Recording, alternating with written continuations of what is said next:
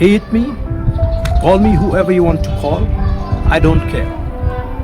As long as I follow God's principle and doctrines, when it comes to protecting the rights of my people, defending my land, which is a God-given right, preserving our culture, the love for fellow human beings.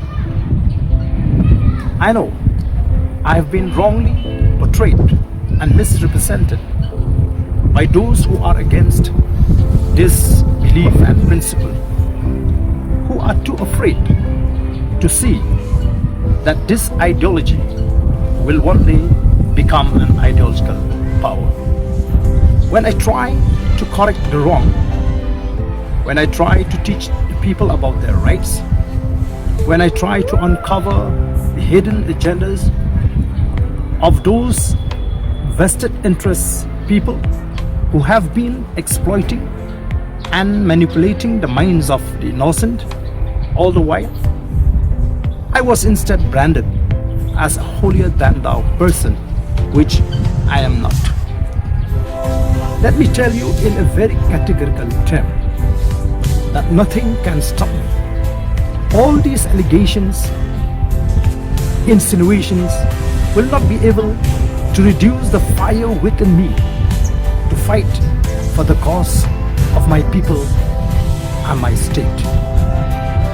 As citizens, we need to be enlightened that this is not the first time in the history of mankind where there are people or groups of people who distort facts, manufacture false narrative to mislead the people in order to protect their interest.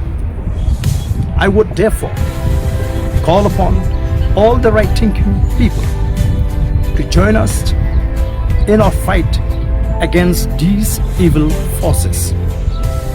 Because what we are fighting today is between good versus evil.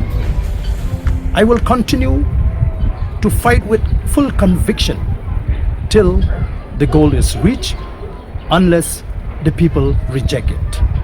Thank you.